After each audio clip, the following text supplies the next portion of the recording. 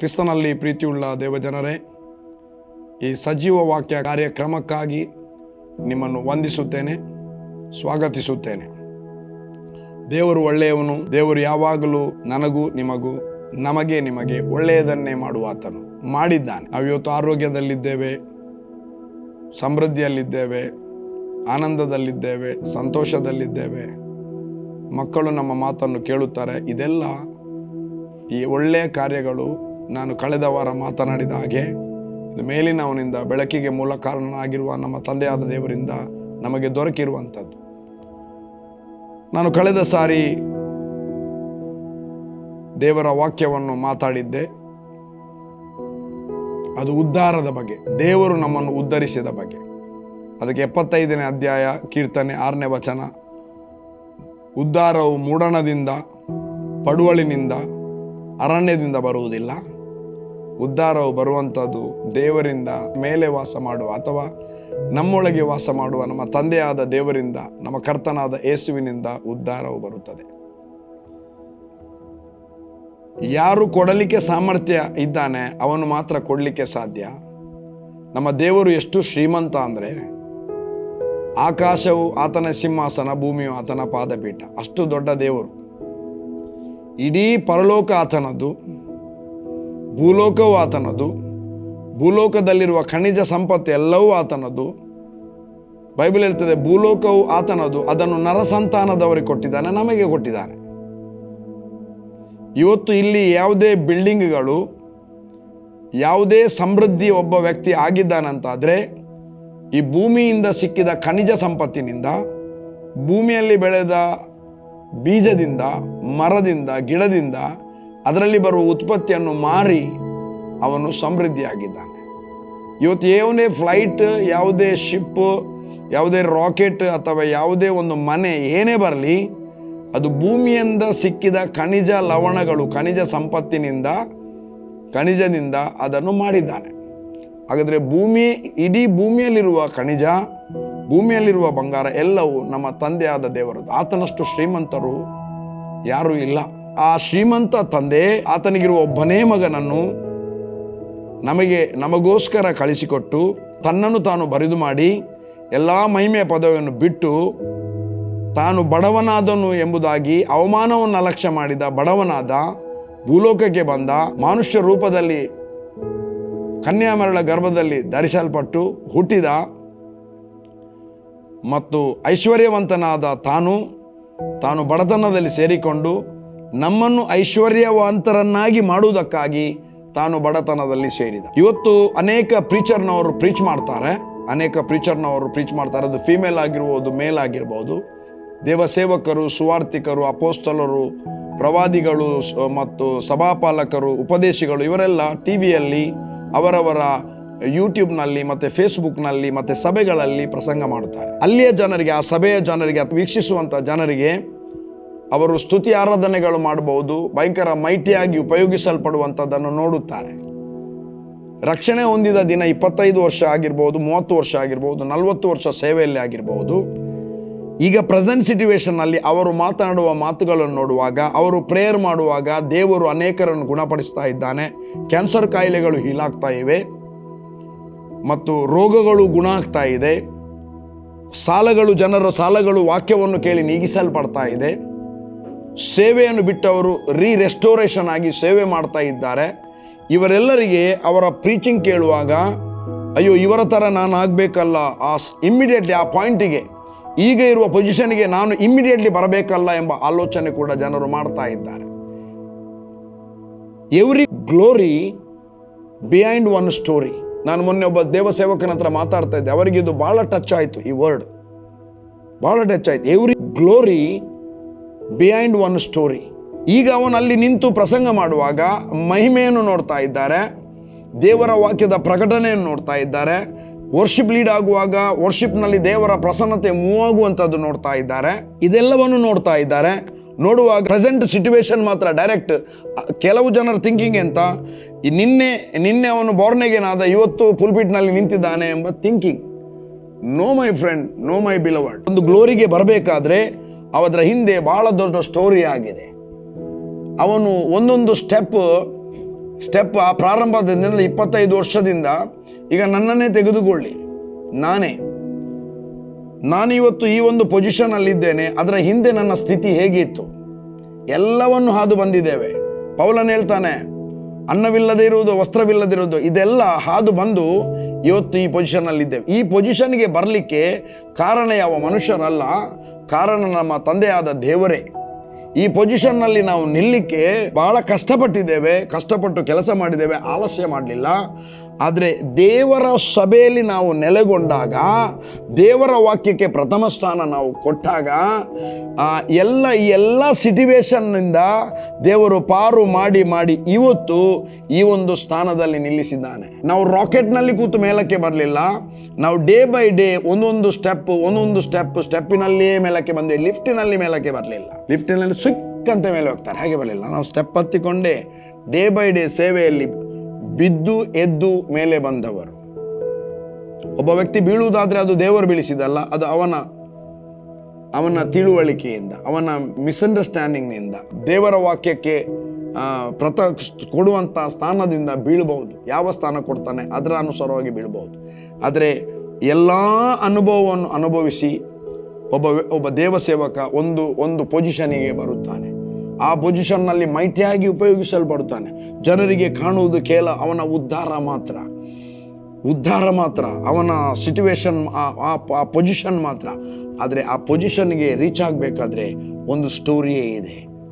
ಅದು ಕ್ರಿಸ್ತನಲ್ಲಿ ಆ ದೇವರು ಅವನನ್ನು ಪರಿಪೂರ್ಣಗೊಳಿಸಿ ಆ ಸ್ಥಾನಕ್ಕೆ ತಂದು ನಿಲ್ಲಿಸಿದ್ದಾನೆ. ಪ್ರಿಯರೇ, ನಮಗೆ ಕಾಣುವುದು ಗ್ಲೋರಿ ಮಾತ್ರ, ಸ್ಟೋರಿ. ಇವತ್ತು ಜನರಿಗೆ ಗ್ಲೋರಿ ಬೇಕು, ಸ್ಟೋರಿ ಬೇಡ. ಸಡನ್ ಒಂದು ಆ ಪೊಸಿಷನ್ಗೆ ನಿಲ್ಲಬೇಕು. ಅವರು ಈಗ ಹೇಗಿದ್ದಾರೆ, 25 ವರ್ಷ ಪರಿಶ್ರಮ ಪಟ್ಟದ್ದು ಅದು ಬೇಡ. ಪಟ್ಟದ್ದು ಕ್ರಿಸ್ತನಿಗಾಗಿ, ಕ್ರಿಸ್ತನಲ್ಲಿ ಏನು ಕಷ್ಟಪಟ್ಟದು, ಸೇವೆಯಲ್ಲಿ ಡೇ ಬೈ ಡೇ ಒಂದು ಪ್ರಮೋಷನ್ನಿಂದ ಇನ್ನೊಂದು ಪ್ರಮೋಷನ್ ಆಗುತ್ತಾ ಈ ಪೊಸಿಷನಲ್ಲಿ ದೇವರು ನಿಲ್ಲಿಸಿದ್ದ. ನಾನು ಮೊನ್ನೆ ಮಾತನಾಡ್ತಾ ಇದ್ದೆ, ದೇವರು ಐಶ್ವರ್ಯವಂತನು, ಆತನ ಮಕ್ಕಳನ್ನು ಐಶ್ವರ್ಯವಂತನಾಗಿ ಮಾಡಲಿಕ್ಕೆ ದೇವರು ಬಯಸಿದ್ದಾನೆ, ಯಾವ ಮನುಷ್ಯರಲ್ಲ. ಮನುಷ್ಯರಿಗೆ ಇಷ್ಟ ಇರಬಹುದು, ನಾವು ಹೀಗೇನೆ ಇರಬೇಕು, ಬಡತನದಲ್ಲಿ ಇರಬೇಕು, ನಾವು ಕೊರತೆಯಲ್ಲಿರಬೇಕು, ಸವೆದ ಚಪ್ಪಲ್ ಹಾಕಬೇಕು, ಮತ್ತು ಹರಕು ಬಟ್ಟೆಗಳನ್ನು ಹಾಕಿಕೊಂಡು ಕೆಲವರಿಗೆ ಮನಸ್ಸಿರಬಹುದು. ನನ್ನ ತಂದೆಗೆ ಮನಸ್ಸಿಲ್ಲ. ನಮ್ಮ ಕರ್ತನಾದ ಯೇಸು ಆತನ ಬಟ್ಟೆಯನ್ನು ಹರಿಲಿಕ್ಕೆ ಮನಸ್ಸಾಗಲಿಲ್ಲ. ಆತನ ಮೇಲಿನ ಏಪೋದ ರೋಬ್ ಅದನ್ನು ಹರಿಲಿಕ್ಕೆ ಮನಸ್ಸಾಗಲಿಲ್ಲ. ಯಾಕೆ ಅಂದರೆ ಅದು ಅಷ್ಟು ಕಾಸ್ಟ್ಲಿಯದಾಗಿತ್ತು. ಅದಕ್ಕೆ ಆ ರೋಮಾಯ ಸಾಮ್ರಾಜ್ಯದ ಸಿಪಾಯಿಗಳು, ಒಳ್ಳೆ ಸ್ಯಾಲರೈಸ್ ಪರ್ಸನ್, ಅವರು ಚೀಟು ಹಾಕಿ ಒಬ್ಬನು ಸಿಕ್ಕಿತು, ಅದನ್ನು ಒಬ್ಬನು ಕೊಂಡೋದ. ಯಾಕೆ? ಅಷ್ಟು ಕಾಸ್ಟ್ಲಿಯೆಸ್ಟ್ ಬಟ್ಟೆ ಅದಾಗಿತ್ತು. ಬೈಬಲ್ ದುಂದುವೆಚ್ಚ ಮಾಡಲಿಕ್ಕೆ ಹೇಳುವುದಿಲ್ಲ. ದೇವರು ಕೊಟ್ಟಿರುವಂಥ ಸಮೃದ್ಧಿ, ಅದು ದೇವರ ಸಮೃದ್ಧಿ ನಮಗೆ ಕೊಟ್ಟಿದ್ದಾನೆ, ಆತನ ಮಕ್ಕಳಾದ ನಮಗೆ ಕೊಟ್ಟಿದ್ದಾನೆ. ಅದಕ್ಕೆ ಹೇಗೆ ನಮಗೆ ಸಮೃದ್ಧಿ ಬರುತ್ತದೆ? ನಾನು ಮೊನ್ನೆ ಕೆಲವು ಸಂಗತಿ ಹೇಳಿದೆ ಮತ್ತು ಕೆಲವೊಂದು ಟೆಸ್ಟಿಮನಿ ಹೇಳಿದೆ. ಆ ಟೆಸ್ಟಿಮನಿಯಲ್ಲಿ ಕೆಲವರು ಉದ್ಧಾರ ಆದದ್ದು. ಅದರ ನಂತರ ನನಗೆ ಕೆಲವು ಫೋನ್ಸ ಬಂದಿತ್ತು, ಜನರು ಫೋನ್ ಮಾಡಿದ್ದಾರೆ. ಮತ್ತು ಒಳ್ಳೆ ಪ್ರತಿಯೊಂದು ಸಂದೇಶಕ್ಕೆ ನೆಗೆಟಿವ್ ಸಹ ಇರ್ತದೆ, ಪಾಸಿಟಿವ್ ಸಹ ಇರ್ತದೆ. ಅದನ್ನು ನೋಡಿ ಕೂತ್ಕೊಳ್ಳಿಕ್ಕೆ ಅದಕ್ಕೆ ಉತ್ತರ ಕೊಡುವ ಆತನು ದೇವರು. ನಾವೇನು ಮಾಡಬೇಕಂದ್ರೆ, ದೇವರು ಏನು ನಮಗೆ ಅಟರೆನ್ಸ್ ಕೊಡುತ್ತಾನೆ ಅದನ್ನು ನಾವು ಮಾತಾಡಬೇಕು. ಬೈಬಲ್ ಹೇಳ್ತದೆ, ನೀನು ತುಚ್ಛವಾದದ್ದನ್ನು ನಿರಾಕರಿಸಿ ಅಮೂಲ್ಯವಾದದ್ದನ್ನು ಪ್ರಕಾಶಿಸುವಾಗ ನೀನು ನನ್ನ ಬಾಯಿಯಂತೆ ಇರುವಿ. ಮತ್ತೆ ಪೇತ್ರನ ಪತ್ರಿಕೆಯಲ್ಲಿ 4ನೇ ಅಧ್ಯಾಯ ಹೇಳ್ತದೆ, ಯಾವನಾದರೂ ಬೋಧಿಸಬೇಕಾದರೆ ಅವನು ದೈವೋಕ್ತಿಗಳನ್ನು ಬೋಧಿಸಲಿ. ಒಬ್ಬ ದೇವ ಸೇವಕ ದೈವೋಕ್ತಿಗಳು, ಒರಾಕಲ್ ಆಫ್ ಗಾಡ್, ದೇವರಿಂದ ಕೇಳಿ ಮಾತನಾಡಬೇಕು, ತನ್ನ ಸ್ವಂತ ಆಲೋಚನೆಯನ್ನು ಮಾತಾಡುವುದಲ್ಲ. ದೇವರಿಂದ ಕೇಳಿ ಮಾತನಾಡುವಾಗ ಆ ಮಾತನ್ನು ಕೇಳಿದವರು ಆ ಮಾತನ್ನು ಅಂಗೀಕರಿಸಿದರೆ ಅದರಲ್ಲಿ ಸಮೃದ್ಧಿ ಇದೆ. ವರ್ಡಲ್ಲಿ ಸಮೃದ್ಧಿ ಇದೆ, ವರ್ಡಿನಲ್ಲಿ, ದೇವರ ವಾಕ್ಯದಲ್ಲಿ ಸಮೃದ್ಧಿ ಇದೆ, ದೇವರ ವಾಕ್ಯದಲ್ಲಿ ಉನ್ನತಿ ಇದೆ, ದೇವರ ವಾಕ್ಯದಲ್ಲಿ ಪವರ್ ಇದೆ, ದೇವರ ವಾಕ್ಯದಲ್ಲಿ ಸಾಮರ್ಥ್ಯ, ಎಬಿಲಿಟಿ ಇದೆ, ದೇವರ ವಾಕ್ಯದಲ್ಲಿ ಸ್ವಸ್ಥಪಡಿಸುವಂಥ ಶಕ್ತಿ ಇದೆ. ಅದಕ್ಕಾಗಿ ದೂತನೆಂಬಂತೆ ತನ್ನ ವಾಕ್ಯವನ್ನು ಕಳಿಸಿ ಅವರನ್ನು ಸ್ವಸ್ಥಪಡಿಸಿದನೆಂಬುದಾಗಿ ಸತ್ಯವೇದ ಹೇಳ್ತದೆ.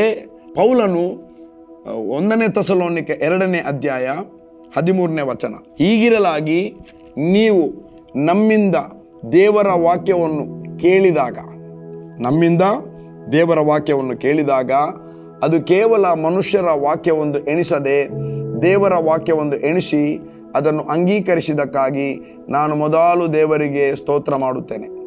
ಅದು ನಿಜವಾಗಿಯೂ ದೇವರ ವಾಕ್ಯವೇ. ಅದು ನಂಬುವವರಾದ ನಿಮ್ಮಲ್ಲಿ ಬಲವಾಗಿ ಕಾರ್ಯ ಮಾಡುತ್ತದೆ. ಯಾವಾಗ ಒಂದು ವರ್ಡ್, ಅದು ಹೀಲಿಂಗ್ ವರ್ಡ್ ಆಗಿರ್ಬೋದು, ನಿಮ್ಮನ್ನು ಉನ್ನತಕ್ಕೆ ಏರಿಸುವಂಥ ವರ್ಡ್ ಆಗಿರ್ಬೋದು, ನಿಮ್ಮನ್ನು ದೇವರ ಆಶೀರ್ವಾದ ಶ್ರೀಮಂತಿಕೆಯಲ್ಲಿ ನಡೆಸುವಂಥ ವರ್ಡ್ ಆಗಿರ್ಬೋದು, ನೀವು ಅದನ್ನು ಅಂಗೀಕರಿಸಿದಾಗ ಅದು ನಿಮ್ಮಲ್ಲಿ ಬಲವಾಗಿ ಕಾರ್ಯವನ್ನು ಮಾಡುತ್ತದೆ, ಬಲವಾಗಿ ಕಾರ್ಯ ಮಾಡ್ತದೆ. ನಂಬುವವನು ನಿತ್ಯ ಜೀವವನ್ನು ಹೊಂದಿದ್ದಾನೆ. ನೀವು ನಂಬಿದಾಗ ಮಾತ್ರ ನಿತ್ಯ ಜೀವ, ನಂಬಿದಾಗ ಸಮೃದ್ಧಿ. ದೇವರು ನನ್ನನ್ನು ಸಮೃದ್ಧಿ ಪಡಿಸುವುದಕ್ಕಾಗಿ ತಾನು ಬಡತನದಲ್ಲಿ ಸೇರಿಕೊಂಡಿದ್ದಾನೆಂಬ ವರ್ಡನ್ನು ನೀನು ಅಂಗೀಕರಿಸಿದಾಗ ನಿನ್ನ ಜೀವಿತ ಇದ್ದಾಗಿ ಇರುವುದಿಲ್ಲ. ಯಾಕೆಂದರೆ ನನ್ನನ್ನು ಮಾಡಿದ ದೇವರು, ನನ್ನನ್ನು ಸಮೃದ್ಧಿಯಲ್ಲಿ ನಡೆಸಿದ ದೇವರು, ಯಾರ ಹತ್ರ ಸಹ ಕೇಳದೆ, ಯಾರ ಹತ್ರ ಸಹ ಸಾಲ ಮಾಡದೆ ನಮ್ಮನ್ನು ಸಮೃದ್ಧಿಯಾಗಿ ನಡೆಸಿದ ದೇವರು ನಿಮ್ಮನ್ನು ಕೂಡ ನಡೆಸಲು ಶಕ್ತನಾಗಿದ್ದಾನೆ. ನಾವು ಬಹಳ ಕೆಳಮಟ್ಟದಿಂದ ಮೇಲೆ ಬಂದವರು, ಕೆಳಮಟ್ಟದಿಂದ ಏನು ಇಲ್ಲದೆ ಮೇಲೆ ಬಂದವರು. ದೇವರು ನಮ್ಮನ್ನು ಮೇಲೆ ಬಂದವರಂದರೆ ನನ್ನಷ್ಟಕ್ಕೆ ನಾನು ಬಂದದಲ್ಲ, ದೇವರು ನನ್ನನ್ನು ಮೇಲಕ್ಕೆ ತಂದಿದ್ದಾನೆ, ಮೇಲಕ್ಕೆ ತಂದಿದ್ದಾನೆ. ಇದು ದೇವರಿಂದ ಆದದ್ದು, ಮನುಷ್ಯರಿಂದ ಆದದಲ್ಲ. ದೇವರಿಂದ ಆದ ಮೇಲೆ ಯಾರಿಗೆ ಹೆದರುದ್ರಿ? ಯಾರಿಗೆ ಹೆದರಬೇಕಾಗಿಲ್ಲ. ಸಮೃದ್ಧಿ ಕೊಡುವ ಆತನು ದೇವರು. ಯಾಕೆಂದರೆ ಆತನು ಬಹಳ ಶ್ರೀಮಂತರು, ಶ್ರೀಮಂತ ತಂದೆಗೆ ಹುಟ್ಟಿದ, ಅಗರ್ಭ ಶ್ರೀಮಂತ ತಂದೆಗೆ ಹುಟ್ಟಿದ ಆತನ ಮಕ್ಕಳು ನಾವಾಗಿದ್ದೇವೆ. ಎಲ್ಲಿ ಕ್ಲಿಯರ್ ಆಗಬೇಕು? ಇಲ್ಲಿ ಕ್ಲಿಯರ್ ಆಗಬೇಕು. ಇಲ್ಲಿ ಕ್ಲಿಯರ್ ಆದಾಗ ಇಲ್ಲಿ ಕ್ಲಿಯರ್ ಆಗ್ತದೆ. ಇಲ್ಲಿ ಹಿಡಿದಿದೆ, ಅದು ಸ್ಪಿರಿಟ್ನಲ್ಲಿ ಅರ್ಥ ಆದಾಗ ಇಲ್ಲಿ ತನ್ನಷ್ಟಕ್ಕೆ ತಾನೇ ಹೋಗ್ತದೆ. ಒಳಗೆ ಕ್ಲಿಯರ್, ಸ್ಪಿರಿಟ್ನಲ್ಲಿ ಆತ್ಮದಲ್ಲಿ ಕ್ಲಿಯರ್ ಆದಾಗ ಬುದ್ಧಿ ತನ್ನಷ್ಟಕ್ಕೆ ತಾನೇ ದೇವರ ಕಾರ್ಯಗಳನ್ನು ಒಪ್ಪಿಕೊಳ್ಳುತ್ತದೆ. ಅದಕ್ಕೆ ಕ್ರಿಸ್ತನ ವಾಕ್ಯವು ನಿಮ್ಮಲ್ಲಿ ಸಮೃದ್ಧಿಯಾಗಿ ವಾಸ ಮಾಡಲಿ ಎಂಬುದಾಗಿ ಧರ್ಮೋಪದೇಶ ಕಾಂಡ 32ನೇ ಅಧ್ಯಾಯ 13ನೇ ವಚನದಲ್ಲಿ ಇಸ್ರಾಯೇಲರಿಗೆ ದೇವರು ಮೋಶೆಯ ಮೂಲಕ ಮಾತಾಡ್ತಾನೆ. ಆತನು ಅವರನ್ನು ಭೂಮಿಯ ಎತ್ತರವಾದ ಪ್ರದೇಶಗಳ ಮೇಲೆ ಹತ್ತಿಸಿ ಅವರಿಗೆ ವ್ಯವಸಾಯ ವೃದ್ಧಿಯನ್ನು ಉಂಟು ಮಾಡಿ ಬಂಡೆಯಿಂದ ಜೇನು, ಗಿರಿಯಿಂದ ಎಣ್ಣೆಯು ದೊರಕುವಂತೆ ಮಾಡಿದ್ದಾನೆ. ಇದು ಸಮೃದ್ಧಿ ಅಲ್ಲವಾ? ನನ್ನ ಪ್ರಿಯ ದೇವಜನರೇ, ನಿಮ್ಮನ್ನು ಸಮೃದ್ಧಿ ಮಾಡಬೇಕೆಂಬುದಾಗಿ ದೇವರ ಡಿಸೈರ್. ಮನುಷ್ಯರ ಡಿಸೈರನ್ನು ನೋಡುವುದು ಬೇಡ. ದೇವರು ನಮ್ಮನ್ನು ಬಯಸಿದ್ದಾನೆ, ನಾವು ಸಮೃದ್ಧಿಯಾಗಿ ವಾಸ ಮಾಡಬೇಕು, ಸಮೃದ್ಧಿಯಾಗಿರಬೇಕು. ಎಲ್ಲ ಜನಾಂಗಗಳಿಗಿಂತ, ಇಸ್ರಾಯೇಲರಿಗೆ ಹೇಳಿದ, ಲೋಕದಲ್ಲಿರುವ ಎಲ್ಲ ಜನಾಂಗಗಳಿಗಿಂತ ಉನ್ನತವಾದ ಜನಾಂಗವನ್ನಾಗಿ ನಿಮ್ಮನ್ನು ಮಾಡುತ್ತೇನೆ. ಇವತ್ತು ಕ್ರಿಸ್ತನಲ್ಲಿ ರಕ್ಷಣೆ ಹೊಂದಿದ ನಾವು ಅಬ್ರಾಹ್ಮನ ಆಸ್ತಿಗೆ ವಾರಿಸುದಾರರಾಗಿ ಕ್ರಿಸ್ತನ ಮೂಲಕ ನಮ್ಮನ್ನು ದೇವರು ಮಾಡಿದ್ದಾನೆ. ಏನು ಇಸ್ರಾಯೇಲರಿಗೆ ಹೇಳಿದಾನ ಅದು ಕ್ರಿಸ್ತನ ಮೂಲಕ ನಮಗೆ ಅದನ್ನು ಅನುಗ್ರಹಿಸಿದ್ದಾನೆ. ಭೂಲೋಕದಲ್ಲಿ ಎಲ್ಲ ಜನಾಂಗಗಳಿಗಿಂತ ಅತಿ ಸ್ಪೆಷಲ್, ಅತಿ ಉನ್ನತವಾದ ಜನಾಂಗವಾಗಿ ಕ್ರಿಸ್ತ ಯೇಸುವಿನಲ್ಲಿ ದೇವರು ನಮ್ಮನ್ನು ಆರಿಸಿದ್ದಾನೆ, ಕ್ರಿಸ್ತನಲ್ಲಿ ನಮ್ಮನ್ನು ಮಾಡಿದ್ದಾನೆ. ಈ ಕಾರಣದಿಂದ 2ನೇ ಅಧ್ಯಾಯ 6ನೇ ವಚನ ಫಿಲಿಪ್ಪಿಯವರಿಗೆ ಬರೆದ ಪತ್ರಿಕೆಯಲ್ಲಿ ಹೇಳ್ತದೆ, ಈ ಕಾರಣದಿಂದ ದೇವರು ಆತನನ್ನು ಅತೀ ಉನ್ನತ ಸ್ಥಾನಕ್ಕೆ ಏರಿಸಿ. 1ನೇ ಅಧ್ಯಾಯ ಇಬ್ರಿಯರು ಬರೆದ ಪತ್ರಿಕೆ 9ನೇ ವಚನ, 1ನೇ ಅಧ್ಯಾಯ, ಎಲ್ಲಿ ಕ್ರಿಸ್ತನು ಹಾಗೆ ಇದ್ದಾನೆ ಅಲ್ಲಿ ನಮ್ಮನ್ನು ಹಾಕಿ, ನಿಮ್ಮನ್ನು ಹಾಕಿ. ನೀವು ಎಂದಿಗೂ ಕೊರತೆಯಲ್ಲಿರುವುದಿಲ್ಲ. ನೀನು ಧರ್ಮವನ್ನು ಪ್ರೀತಿಸಿದ್ದಿ, ಅಧರ್ಮವನ್ನು ದ್ವೇಷಿಸಿದ್ದಿ.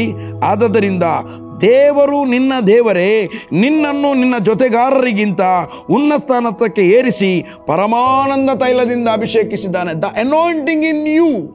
ದೇವರು ನಿನ್ನನ್ನು ಪರಮಾನಂದ ತೈಲದಿಂದ ಅನಾಯಿಂಟ್ ಮಾಡಿದ್ದಾನೆ. ಯಾಕೆ?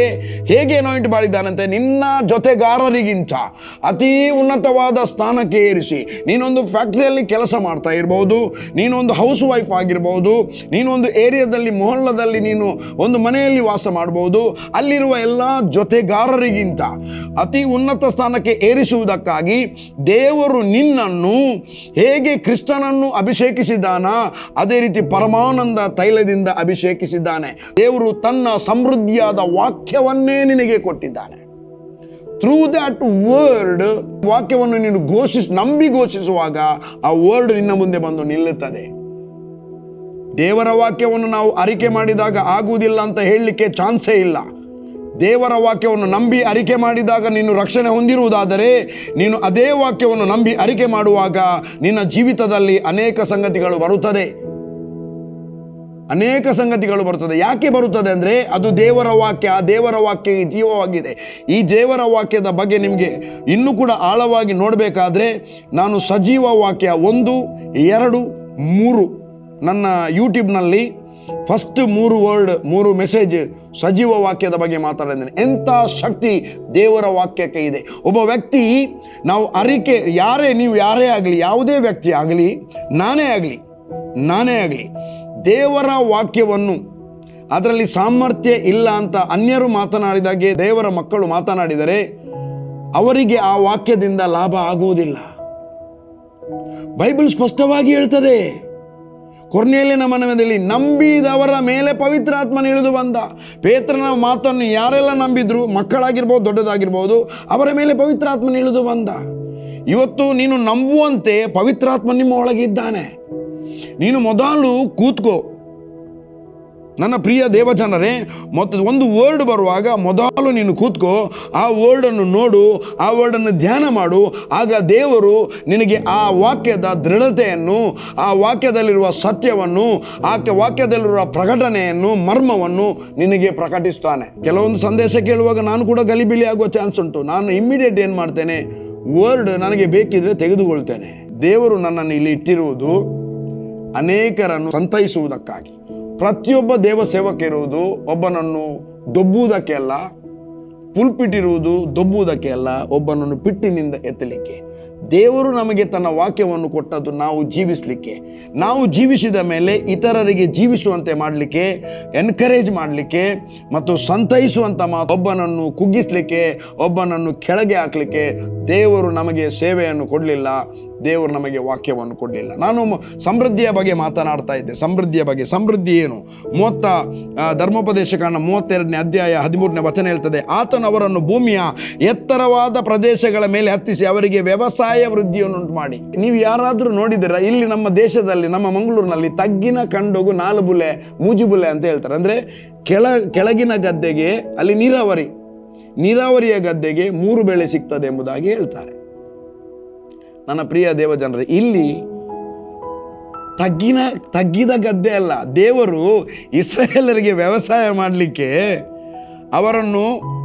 ಆತನವರನ್ನು ಭೂಮಿಯ ಎತ್ತರವಾದ ಪ್ರದೇಶ, ಅಂದರೆ ಗುಡ್ಡದಂತೆ ಇರುವ ಪ್ರದೇಶಕ್ಕೆ ಅವರನ್ನು ನಡೆಸಿಕೊಂಡು ಬಂದು ಮೇಲೆ ಹತ್ತುವುದಂದರೆ ಎತ್ತರಕ್ಕೆ ಹೋಗ್ಬೇಕು, ಇಳಿಯುವುದಂದರೆ ಕೆಳಗೆ ಇಳಿಯುವುದು, ಹತ್ತಿಸಿ ಅವರ ವ್ಯವಸಾಯವನ್ನು ವೃದ್ಧಿ ಮಾಡಿದಂತೆ. ಅವರ ವ್ಯವಸಾಯ ಏನು ಮಾಡಿದ? ವೃದ್ಧಿ ಮಾಡಿದ. ವ್ಯವಸಾಯಕ್ಕೆ ನೀರು ಬೇಕಾ ಬೇಡವಾ? ಎತ್ತರದ ಪ್ರದೇಶದಲ್ಲಿ ಎಲ್ಲಿ ನೀರಿದೆ? ಹಾಗಾದರೆ ನೀವು ಅದನ್ನು ಸ್ವಲ್ಪ ಆಳವಾಗಿ ಧ್ಯಾನ ಮಾಡಿ. ಆಗ ಪ್ರದೇಶದಲ್ಲಿ ದೇವರು ಡ್ಯೂ ಅಂದರೆ ಮೌಂಟೇನ್ ಡ್ಯೂ ಅಂತ ಇಬ್ಬನಿಯನ್ನು ಸುರಿಸ್ತಿದ್ದ ಮತ್ತು ಮಂಜು ಕವಿಯುತ್ತಿತ್ತು. ಆವಾಗ ನೆಲ ತೋಯಿಸಲ್ಪಡ್ತಿತ್ತು. ಎತ್ತರದಲ್ಲಿ ಅವರು ಬಾವಿ ತೋಡಿದಾರಂತ ಅಲ್ಲಿ ಇಲ್ಲ, ಅವರು ನೀರು ಹಾಕ್ತಾರೆ ಅಂತ ಇರಲಿಲ್ಲ. ನನ್ನ ಲೆಕ್ಕದಲ್ಲಿ ಈ ವಾಕ್ಯಾನುಸಾರವಾಗಿ ಎತ್ತರ ಪ್ರದೇಶಕ್ಕೆ ನಡೆಸಿ ಅವರ ಹತ್ರ ವ್ಯವಸಾಯವನ್ನು ದೇವರು ಮಾಡಿಸಿ ನೀರನ್ನು ದೇವರೇ ಕಳಿಸ್ತಿದ್ದ. ಅಂಥ ಸ್ಥಳಕ್ಕೆ ಕೊಂಡೋಗಿ ಅವರನ್ನು ವ್ಯವಸಾಯ ಮಾಡಿ ಅವರು ಮಾರ್ಗದಲ್ಲಿ ಅರಣ್ಯದಲ್ಲಿ ನಡೆಯುವಾಗ, ಅಲ್ಲಿಗೆ ಬರುವಾಗ ಬಂಡೆಯಿಂದ ಜೇನು ಸಿಗ್ತದ. ಬಂಡೆಯಿಂದ ಜೇನು ಎಷ್ಟು ಜನರಿಗೆ ಜೇನು ಕೊಟ್ಟದು? ಒಂದು ಕುಟುಂಬಕ್ಕೆ ಸುಮಾರು 20 ಲಕ್ಷ ಮಂದಿ ಜೇನು ತಿಂದಿದ್ದಾರೆ. 20 ಲಕ್ಷ ಮಂದಿಗೆ ಜೇನು ಎಷ್ಟು ಬೇಕ್ರಿ? ಮತ್ತು ಬಂಡೆಯಿಂದ ಎಣ್ಣೆಯನ್ನು ಕೊಟ್ಟಿದ್ದಾನೆ, ಗಿರಿಯಿಂದ. ಅವರಿಗೆ ಎಣ್ಣೆ ಫ್ರೀ ಸಿಕ್ಕಿದೆ, ಜೇನು ಫ್ರೀ ಸಿಕ್ಕಿದೆ. ಎಷ್ಟು ಮಂದಿ? 20 ಲಕ್ಷ ಮಂದಿ ತಿಂದು ತೃಪ್ತರಾಗುವಷ್ಟು ಜೇನು ಮತ್ತು ಎಣ್ಣೆ ಅವರಿಗೆ ದೇವರೇ ಒದಗಿಸಿದ್ದಾನೆ. ಇವತ್ತು ಅವರಿಗೆ ಒದಗಿಸಿದ ದೇವರು ಆ ಜೇನುವನ್ನು, ಹಾಲನ್ನು, ಈ ಎಣ್ಣೆಯನ್ನು ಕೊಡುವಾತನು ದೇವರೇ. ಹೇಗೆ ಸಿಗುತ್ತದೆ? ಯಾವಾಗ ಸಿಗುತ್ತದೆ? ಯೆರೆಮೀಯನ ಗ್ರಂಥ 1ನೇ ಅಧ್ಯಾಯ 19ನೇ ವಚನ, 1, 2, 3 ವಚನ ತೋರಿಸ್ತೇನೆ. ನಿನ್ನನ್ನು ಉದ್ಧರಿಸಲು ನಾನೇ ನಿನ್ನೊಂದಿಗೆ ಇರುವೆನು, ಇದು ಯೆಹೋವನಾದ ನನ್ನ ಮಾತು, ಇದು ಯೆಹೋವನಾದ ನನ್ನ ಮಾತು. ನಿನ್ನನ್ನು ಉದ್ಧರಿಸಲು ನಾನೇ ನಿನ್ನೊಂದಿಗಿರುವನು. ಯೋಬನ ಗ್ರಂಥ 22ನೇ ಅಧ್ಯಾಯ 23ನೇ ವಚನವನ್ನು ನಾವು ಓದುವ. ನೀನು ಸರ್ವಶಕ್ತನ ಕಡೆಗೆ ತಿರುಗಿಕೊಂಡು ನಿನ್ನ ಗುಡಾರಗಳಿಂದ ಅನ್ಯಾಯವನ್ನು ದೂರ ಮಾಡಿದರೆ ಉದ್ಧಾರನಾಗುವೆ. ಉದ್ಧಾರ ಆಗ್ತೇವೆ ಯಾವಾಗ? ಅನ್ಯಾಯವನ್ನು ದೂರ ಮಾಡಿದ್ದಾರೆ. ಅನ್ಯಾಯವನ್ನು ದೂರ ಮಾಡದಿದ್ದರೆ ಉದ್ಧಾರ ಆಗುವುದಿಲ್ಲ. ದೇವರ ವಾಕ್ಯವನ್ನು ತಿರಸ್ಕಾರ ಮಾಡಿದರೆ ಉದ್ಧಾರ ಆಗುವುದಿಲ್ಲ.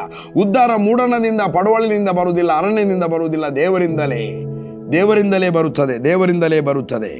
ನನ್ನ ಪ್ರಿಯ ದೇವ ಜನರೇ, ದೇವರು ಒಳ್ಳೆಯವನು, ಯಾವಾಗಲೂ ಒಳ್ಳೆಯದನ್ನೇ ಮಾಡುವ ಆತನು. 91ನೇ ಕೀರ್ತನೆ 14ನೇ ವಚನ ಹೇಳ್ತದೆ, ಅವನು ನನ್ನಲ್ಲಿ ಆಸಕ್ತನಾಗಿರುವುದರಿಂದ ಅವನನ್ನು ನಾನು ಸಂರಕ್ಷಿಸುವೆನು. ಅವನು ನನ್ನಲ್ಲಿ ಆಸಕ್ತನಾಗಿರುವುದರಿಂದ ಪ್ರೊಟೆಕ್ಷನ್, ದ ಗ್ರೇಟ್ ಪ್ರೊಟೆಕ್ಷನ್. ನಾನು ಮತ್ತು ನೀವು ಯಾವಾಗ ಕರ್ತನಾದ ಯೇಸುವಿನ ವಾಕ್ಯದಲ್ಲಿ, ಕರ್ತನಾದ ಯೇಸುವಿನಲ್ಲಿ, ಆತನ ಸಭೆಯಲ್ಲಿ, ಆತನ ಕುಟುಂಬದಲ್ಲಿ, ಆತನ ವಾಕ್ಯದಲ್ಲಿ ಆಸಕ್ತಿ ಉಳ್ಳವರಾಗುತ್ತೇವೆ, ತನ್ನಿಂದ ತಾನೇ ಪ್ರೊಟೆಕ್ಷನ್ ಉಂಟಾಗುತ್ತದೆ. ಮುಂದೆ ಹೇಳ್ತದೆ, ಅವನು ನನ್ನ ನಾಮವನ್ನು ಅರಿತವನಾಗಿರುವುದರಿಂದ ಅವನನ್ನು ಉದ್ಧರಿಸುವನು. ಯಾವ ವ್ಯಕ್ತಿ ಕರ್ತನಾದ ಯೇಸುವಿನ ನಾಮವನ್ನು ಒಳಗಿನಿಂದ ಗ್ರಹಿಸಿಕೊಂಡಿದ್ದಾನೆ, ತಿಳಿದಿದ್ದಾನ, ಅವನು ಬಡವನಾಗಿರಲಿಕ್ಕೆ ಆಗುವುದಿಲ್ಲ. ಹಳೆ ಒಡಂಬಡಿಕೆಯಲ್ಲಿ ಹೇಳ್ತದೆ, ಅವನು ನನ್ನಲ್ಲಿ ಆಸಕ್ತನಾಗಿರುವುದರಿಂದ ಅವನನ್ನು ನಾನು ಸಂರಕ್ಷಿಸುವೆನು. ಅವನು ನನ್ನ ನಾಮವನ್ನು ಅರಿತವನಾಗಿರುವುದರಿಂದ ಅವನನ್ನು ನಾನು ಉದ್ಧರಿಸುವೆನು. ಉದ್ಧರಿಸುವುದು ಯಾವ ವ್ಯಕ್ತಿಯಲ್ಲ, ಉದ್ಧರಿಸುವುದು ನಿಮ್ಮನ್ನು ಸಭಾಪಾಲಕನಲ್ಲ. ಉದ್ಧರಿಸುವಂಥ ಮಾತುಗಳನ್ನು ಆತನು ಹೇಳ್ತಾನೆ. ಆತನ ಬಾಯಿಂದ ದೇವರಿಂದ ಕೇಳಿ, ಆತನು ತನ್ನ ಬಾಯಿಂದ ಮಾತನಾಡುವ ಮಾತನ್ನು ನೀವು ಕೇಳಿ, ನೀವು ಅದನ್ನು ಅಂಗೀಕರಿಸಿದರೆ ಅದು ದೇವರ ವಾಕ್ಯ, ಅದರಲ್ಲಿ ಜೀವ ಇರುವ ಕಾರಣ ನೀವು ಕೂಡ ಉದ್ಧಾರವಾಗುತ್ತೀರಿ. ಬೈಬಲ್ ಹೇಳ್ತದೆ ಅಧ್ಯಾಯದಲ್ಲಿ, ನೀವು ಬಿತ್ತಿದ್ದು ಬಹಳ, ಕೊಯ್ದದ್ದು ಸ್ವಲ್ಪ. ಯಾಕೆ? ನಿಮ್ಮ ಚೀಲ ತೂತಿನ ಚೀಲ. ಯಾಕೆ? ನೀವು ನಿಮ್ಮ ಬಗ್ಗೆ ಆಲೋಚನೆ ಮಾಡ್ತಿದ್ದೀರಿ, ನನ್ನ ಬಗ್ಗೆ ನೀವು ಆಲೋಚನೆ ಮಾಡಲೇ ಇಲ್ಲ. ದೇವರು ಹೇಳ್ತಾನೆ, ಆ ತೂತಿನ ಚೀಲ ಹೊಲಿಯಲ್ಪಡುತ್ತದೆ. ನೀವು ಎಷ್ಟೇ ಕಷ್ಟಪಟ್ಟು ದುಡಿದದು ಅದು ನೀವು ನಿಮ್ಮ ಮಕ್ಕಳು ಅನುಭವಿಸ್ತೀರಿ. ನಿನ್ನ ಕಷ್ಟಾರ್ಜಿತವನ್ನು ನೀನೇ ಅನುಭವಿಸುತ್ತಿ. ಎಲ್ಲಿ ಕೂಡ ಸೋರಿಕೆ ಆಗುವುದಿಲ್ಲ. ನೀವು ಸಮೃದ್ಧಿಯಾಗಿರುತ್ತಿ, ಆರೋಗ್ಯದಲ್ಲಿರುತ್ತಿ. ಆರೋಗ್ಯವೇ ಒಂದು ದೊಡ್ಡ ಸಮೃದ್ಧಿ. ರೋಗವು ಸಮೃದ್ಧಿ ಅಲ್ಲ, ಅದು ಬಡತನ, ಚಿಂತೆ. ರೋಗದಿಂದ ಚಿಂತೆ. ಯಾವಾಗ ಗುಣ ಆಗ್ತಾನೆ? ಖರ್ಚಿ, ಸೋರಿಕೆ, ಇದು ಪೈಪು ಲೀಕ್, ಹೊಟ್ಟೆ ಆದಾಗ ಟ್ಯಾಂಕಿಂದ ನೀರು ಖಾಲಿ ಆದಾಗೆ ಗೊತ್ತಿಲ್ಲ, ಅದೆಲ್ಲ ಖಾಲಿ ಆಗ್ತದೆ. ಆರೋಗ್ಯದಲ್ಲಿ ಮನೆ ಎಲ್ಲರೂ ಇರ್ತಾರೆ. ನನ್ನ ಪ್ರಿಯ ದೇವಜನರೇ, ಹೆಲ್ಪ್ ಮಾಡ್ತಾ ಇದ್ದೇನೆ. ನಾನು ಅನುಭವಿಸಿದ್ದನ್ನು ನಿಮಗೆ ಹೇಳ್ತಾ ಇದ್ದೇನೆ. ನಾನು ಏನು ಅನುಭವಿಸಿದ್ದೇನಾ ದೇವರ ವಾಕ್ಯದಿಂದ, ಅದನ್ನು ನಿಮಗೆ ಹೇಳ್ತಾ ಇದ್ದೇನೆ. ಏನು ಇಲ್ಲದವರನ್ನು ದೇವರು ಈ ರೀತಿಯಾಗಿ ನಿಲ್ಲಿಸಿದ್ದಾನೆ. ಐಡಿಯಾ ಕೊಟ್ಟ, ಜ್ಞಾನ ಕೊಟ್ಟ, ಬಿಸ್ನೆಸ್ ಮಾಡಲಿಕ್ಕೆ ಆಲೋಚನೆ ಕೊಟ್ಟ, ಬಿಸ್ನೆಸ್ ಮಾಡಲಿಕ್ಕೆ ಬೋಲ್ಡ್ನೆಸ್ ಕೊಟ್ಟ, ಇನ್ವೆಸ್ಟ್ ಮಾಡಲಿಕ್ಕೆ ಬೋಲ್ಡ್ನೆಸ್ ಕೊಟ್ಟ, ಭಯ ತೆಗೆದ, ಸಮೃದ್ಧಿಯನ್ನಾಗಿ ಮಾಡಿದ. ಸತ್ಯವಾಗಿ ಹೇಳುವುದಾದರೆ ನಿಜವಾದ ಬಂಡೆಯ ಮೇಲೆ ನಿಲ್ಲಿಸಿ ಕೀರ್ತನೆಯನ್ನು ಆಡಿಸುವಂತೆ ಮಾಡಿದ. ಅನೇಕರ ಸಾಕ್ಷಿ ನಾನು ಕೊಡಬಹುದು. ಸಮಯ ಆಯಿತು ಪ್ರಿಯರೇ, ನಾನು ನೆಕ್ಸ್ಟ್ ಆದರೆ ಕಂಟಿನ್ಯೂ ಮಾಡ್ತೀನಿ. ತುಂಬ ಸಂಗತಿಗಳನ್ನು ಹೇಳಲಿಕ್ಕೆ ಇದೆ. ನನ್ನ ಮತ್ತು ನನ್ನ ತಮ್ಮನ ಟೆಸ್ಟಿಮನಿ ಕೂಡ ನಾನು ಶೇರ್ ಮಾಡಲಿಕ್ಕೆ ಸಾಕು. ಹೇಗೆ ನಾವು ವೃದ್ಧಿಯಾದೆವು.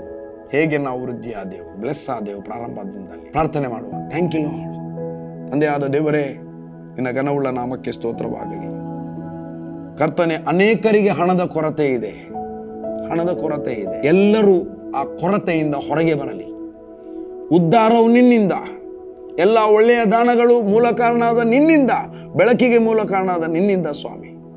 ಎಲ್ಲರ ಕೊರತೆಗಳು ನೀಗಿಸಲ್ಪಡಲಿ, ಬಡತನವು ನೀಗಿಸಲ್ಪಡಲಿ. ಕ್ರಿಸ್ತನಲ್ಲಿ ಯಾರು ಇದ್ದಾರೋ ಅವರು ಸಮೃದ್ಧಿಯಾಗಿ ಮಾರ್ಪಡಲಿ ಎಂಬುದಾಗಿ, ನಿನ್ನ ಸಮೃದ್ಧಿ ಅವರಲ್ಲಿ ಕಾರ್ಯಗತವಾಗಲಿ ಎಂಬುದಾಗಿ ಪ್ರಾರ್ಥಿಸುತ್ತೇನೆ. ಎಲ್ಲ ಸಾಲಗಳು ನೀಗಿಸಲ್ಪಡಲಿ. ಯಾರಿಗೆ ಮೋಸ ಆಗದೆ ಸ್ವಾಮಿ, ಮೋಸ ಆಗದೆ, ಯಾರು ಕೂಡ ಮೋಸದಲ್ಲಿ ಸಿಕ್ಕಿಕೊಳ್ಳದಾಗೆ ಅವರು ಸುರಕ್ಷಿತರಾಗಲಿ, ಸಂರಕ್ಷಿಸಲ್ಪಡಲಿ, ಉದ್ಧಾರವಾಗಲಿ, ಎಲ್ಲ ಭಾಗದಲ್ಲೂ ಉದ್ಧಾರ ಆಗಲಿ. ಯೇಸುವಿನ ನಾಮದಲ್ಲಿ ತಂದೆ, ಆಮೆನ್.